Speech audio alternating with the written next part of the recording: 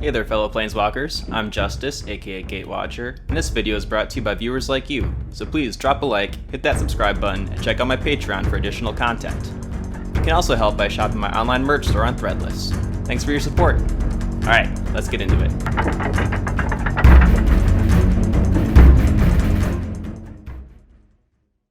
For these budget deck tech episodes, I follow a few rules. I'm building these decks for under $30 using Scryfall pricing. This cost excludes the Oathbreaker itself if it costs over $5, and this cost excludes basic lands. I assume you already own those. I build these decks using the 6x6 method, meaning 6 cards for 6 strategies to make the deck work. As I'm explaining the cards, I'll also be explaining how to pilot the deck and how to win with it. Entering the Sanctum today are 2 ancient Planeswalkers with a partner mechanic from Commander Legends. The first is Jeska, Thrice Reborn. Jeska's story begins on Dominaria when her brother Kamahl critically injured her in a Mirari-induced rage. While recovering, she was captured by the Cabal, who tried to kill her, but instead she was reborn as Phage the Untouchable. The Angel Akroma attempted to end Phage, but Kamahl intervened, which resulted in Akroma, Phage, and a third woman, Zagorka, merging into Corona the False God. Corona was eventually defeated and the 3 being separated.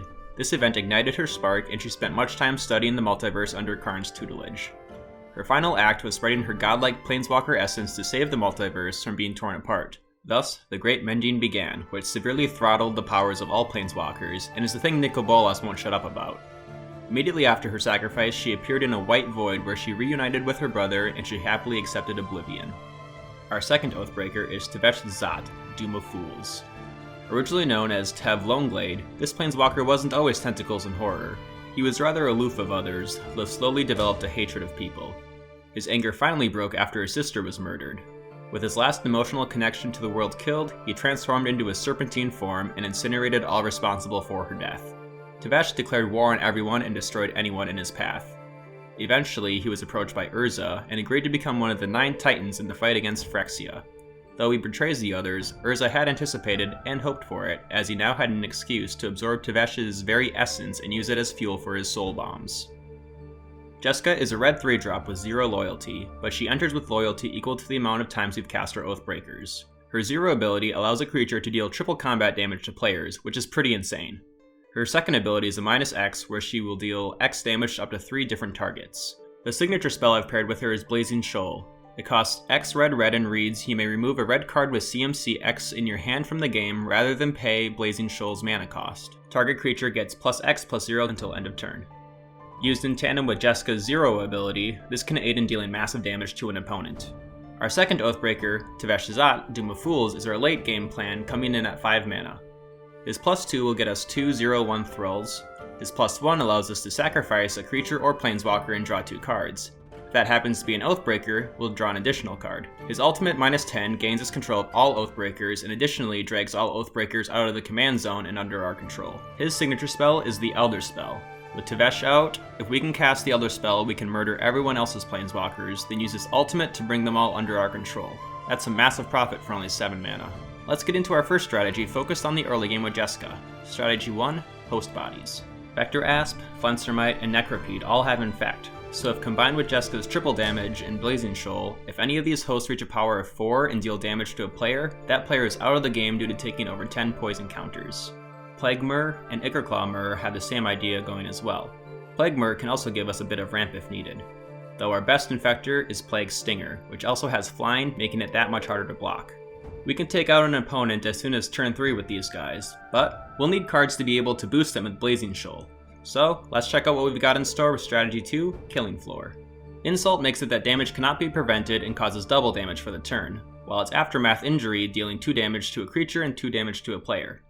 Cut deals 4 damage to a creature, and Ribbons can make for a good finisher with X black, each opponent loses X life. Claim can grab us our Infectors or other low CMC creatures from our graveyard. Fame gives a creature +2/+0 in haste until end of turn. Toil causes a player to draw 2 cards and lose 2 life, while Trouble deals damage to a player equal to the amount of cards in hand. This card has Fuse, so we can play both costs to get both effects. Bedeck targets a creature and gives it +3/-3 until end of turn, and Bedazzle destroys a non-basic land and deals 2 damage to an opponent or Planeswalker. Blazing Shoal is our final card in this strategy. It views all the prior split cards as a single converted mana cost for the card, so all of them will grant a major power boost and still allow us to have a bit of utility throughout the game. Opponents may sometimes have these annoying things called blockers, so let's see what we can do about that in Strategy 3, Force Through. Panic Spellbomb, Break Through the Line, and Subira, Tulzide Caravaner can all grant our little infectors a way through to dish damage to an opponent. Subira can also get us some card draw if necessary. Pathmaker, Initiate, and Goblin Tunneler are essentially the same creature, with each offering up unblockability to creatures with power 2 or less. Jeska Thrice Reborn is our final card in this slot, as all their abilities are synergistic with her 0-cost triple damage booster. We'll most likely be able to take out one player with this speedy poison game plan, but as the turns go, our opponents will get better defenses, so let's switch into the late game with Strategy 4, Endgame. Rakdos the Showstopper is a wild board wipe. When it enters the battlefield, we flip a coin for each creature that isn't a demon, devil, or imp. Each tails means destroy that creature. It's also a 6/6 flying trampler, so he's a doozy. Our other legendary demon, Malfagor, is a 6/6 flyer that will discard our hand, making each opponent sacrifice a creature for each card discarded this way. Grenzo's Ruffians is a 2/2 with melee, and whenever it deals damage to an opponent, it deals that much to each other opponent. So if triple damage infect didn't work, maybe triple damage to each player will. Zagras, Thief of Heartbeats has Flying, Death Touch, and Haste, and has a personal vendetta against Planeswalkers. If that's not enough, we always have the Elder Spell to take care of the other Planeswalkers and bolster our own. The true endgame is Tevesh Szat. If we can get all the Oathbreakers on our side of the field, we're in a very good position to win, giving us multiple loyalty abilities to use. Keep in mind, when using the Elder Spell, opponents can choose to put their Oathbreakers into the graveyard, which is probably better than letting us have them. Unless they have some sort of reanimation though, they're most likely to stay there the rest of the game. Having the Elder Spell as our signature spell and having 2 Oathbreakers in general paints a huge target on our back, so we'll need to be ready to fend off the whole table. Let's find out how with Strategy 5, Trip Ups. Riftbolt, Price of Betrayal, and Force of Rage can all throw a wrench in opponents' game plans, either by dealing damage, killing walkers, or throwing out surprise blockers. Void can take out multiple things on a certain curve, and Last One Standing cares little for anything, leaving only one lucky creature left on the field.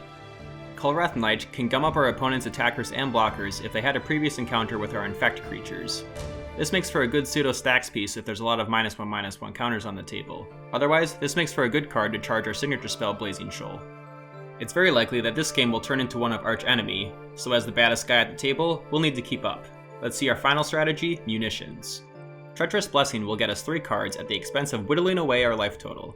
Avaricious Dragon grants us additional cards at the price of having to use them that turn. And Obnixilis Reignited can get us more card draw, creature control, or if he's around long enough, an ultimate that will ruin an opponent's day by making them lose 2 life each time they draw a card. Ox of Agonis reloads our hand by emptying it and then drawing 3. We can also cast this card from our graveyard using its escape cost.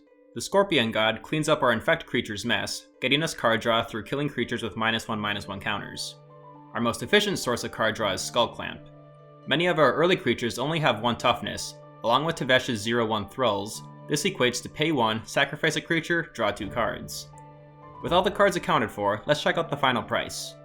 Since these cards are hot off the presses, EDH Rec doesn't have any numbers on average decks right now. Not counting the Oathbreakers themselves since they're each over $5, this deck is $29.93. If we want to include the Oathbreakers in this price, this deck comes in at $52.32. That's all for this episode. Let me know in the comments what you think about this deck. What are your thoughts on partner expanding into Oathbreaker? How do you feel about the Elder Spell as a signature spell? If you're not quite ready to planeswalk away, check out my Patreon to get access to my Oathbreaker Discord server where we talk and play Oathbreaker, as well as receive other awesome benefits. Thanks for watching, and I'll see you next time.